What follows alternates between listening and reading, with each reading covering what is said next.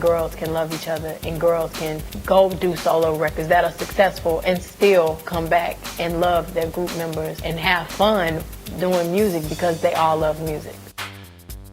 After Bills, Bills, Bills, the group released 3 more singles from the Writings on the Wall. These were Bugaboo, Say My Name and Jumpin' Jumpin'. They kept the album on the Billboard chart for 47 out of the 52 weeks of the year.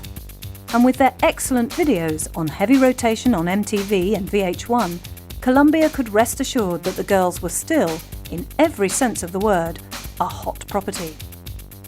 In fact, their troubles seemed to energise them, giving a cutting edge to their new songs. Their next single, Independent Women, made their stance very clear.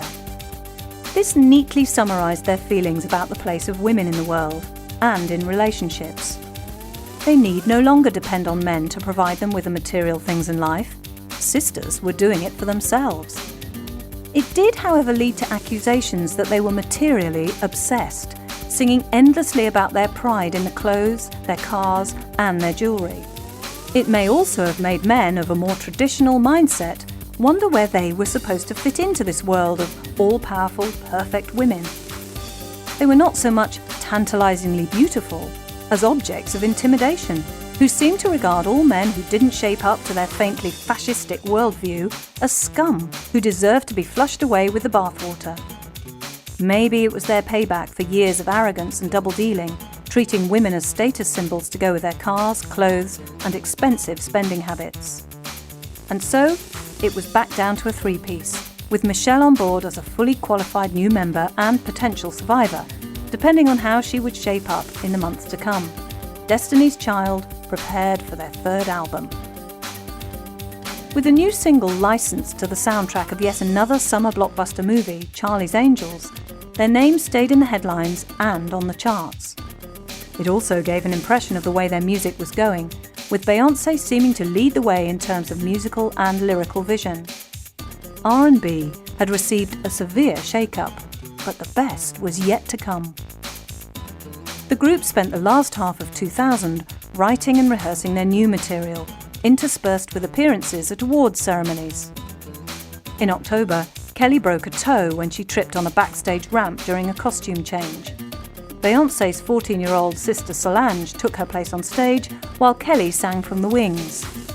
Musical history was in the making as yet another Knowles family member made her first appearance on stage. At the end of the year, it was announced that Beyoncé and Kelly had resolved their differences with LaToya and Latavia out of court for an undisclosed sum. In other words, they'd been paid to go away and keep quiet. That seemed to be the end of it, but further issues would be raised in the future when the new album, called Survivor, was released.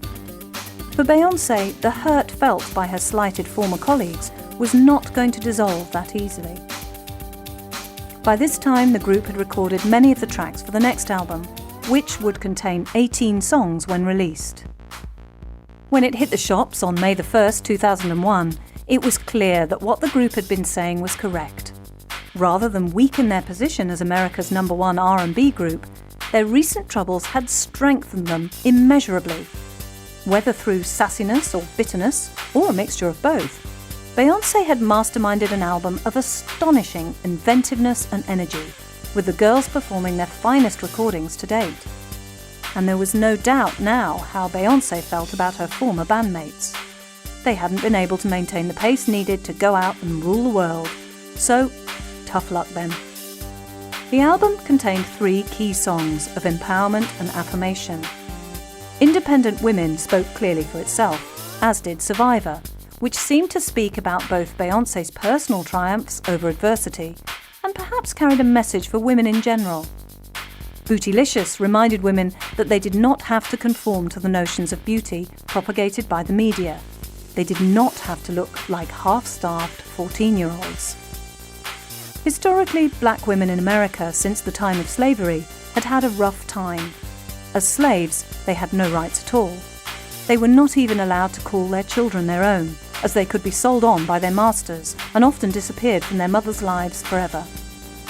Even in the early 20th century, life could be rough, as a black woman could be discriminated against twice as a second-class citizen in society at large and between the sexes. In the 21st century, this was no longer going to happen. Not if Beyoncé had anything to do with it. The sound of the third Destiny's Child album was the sound of the summer in 2001. Not only had they survived, they seemed stronger than ever.